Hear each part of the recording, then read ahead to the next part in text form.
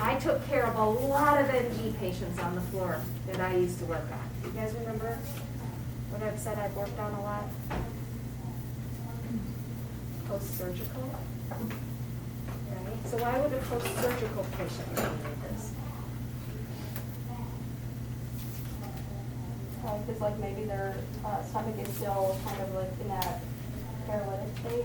So Absolutely. See, I knew you knew this. I knew you knew it. Yeah, so when you go in and you do surgery in the abdominal area anywhere, whether it's on the intestines or on the stomach or somewhere else where you touched and moved those intestines, they kind of freeze up and play possum and get kind of sleepy and not do anything. So you need to allow them to recover before you start allowing all those stomach secretions to drain down into there, okay? Because then that could just create a bigger problem, that paralytic ileus, all right? So post-op, I'll look it up here. All right, so these are the reasons we would do this decompression, dislodgement. So it can fall out? Is that what you're talking about? Hold up or, yeah, come out. Okay, just in the wrong place, right? Okay. What else? Ooh, see, you're still thinking from yesterday. So the lights, what in particular? Good. High or low? Low. For sure that one, plus some others. I won't make you dwell there too long. Why do we check the pH? Because we could accidentally put it in the lungs, right? What are some ways that we prevent putting it in the lungs? Having them swallow when they're putting it down. Good. Having them swallow while we're putting it down. What else? Chin to the chest. Chin to chest. Anything else you can think of? Sitting up. Good. Actually, confirming with X-ray, especially if it's somebody who's not able to participate. Good. Sitting them up.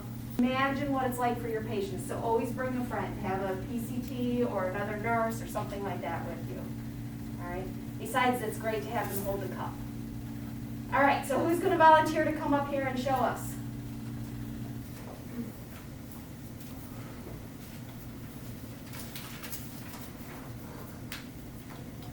So then you just start by like aiming towards the back of their head. And then once you start going, tell them to like touch their chin to their chest. And then asking them to swallow at the same time with the water. Awesome. And just keep going. And then you can also like help by like turning the tube a little bit while it's going in to avoid some resistance.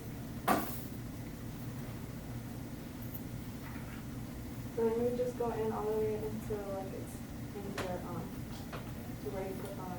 Yeah, and on the mannequins, it won't go all the way down, so you're okay. And then you would secure the device.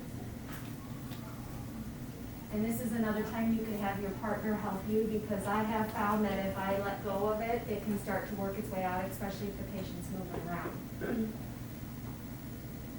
What else could you be checking while she's helping with the tape? Good. Yeah, and it'll be real obvious, especially in an alert patient, if it's in the lungs. How will they look, that respiratory distress? So what would that look like? Yeah, coughing really bad. Give them their cup of water. So like when they're when you insert it, you would ask them to like swallow and drink water to help close the epiglottis. Good. And I would definitely have Heidi holding that cup of water instead of trying to have the patient do it, because they won't want to cooperate with that. They'll want to, but then they won't be able to. So then you would tell them like if they feel any discomfort, that they could like raise their hand or their finger to let you know to like stop or slow down. And we'll come around when you guys are practicing and make sure you all know how to do it.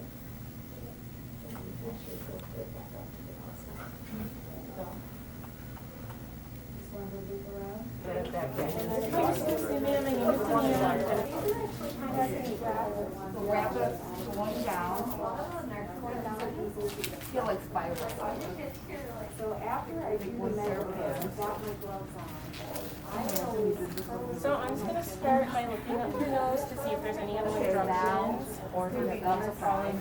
Same thing as the nose, everything's good. Have you had So now I'm going to go ahead and tell the patients if you have feel discomfort. And then go ahead and raise your hand if you need to stop. And this is where Cassandra, because Cassandra's with you, right? Yeah. She's your safety. So she can both give the patient the water as well as hold the patient's head. Because that patient's going to do this. Or recoil. So put your hand on his forehead. Center his head a little bit. So he's tilting more towards the middle. There you go. So we're going to verify that there's an order for it. And you don't want to actually yeah, right? Sitting up. Is this good or just put a little bit more? Like sit as far as this back. You can sit up. That's how high you want the guy to be. Because it's easier to insert something if he's 90 degrees straight. Because you know, anatomically correct. Alright. So maybe you want to pull up. Do a boost?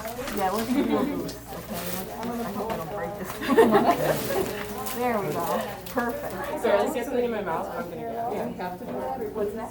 They tested you have to like get the uvula, could you just like stick it in and see if they gag? All you want to do is elicit a gag. So, you know, So it just depends on like, literally when I put the teeth in. yeah. So yeah, you don't have to like touch my uvula for Some me to people are gag. very sensitive. Yeah. When I tape it. So did you measure?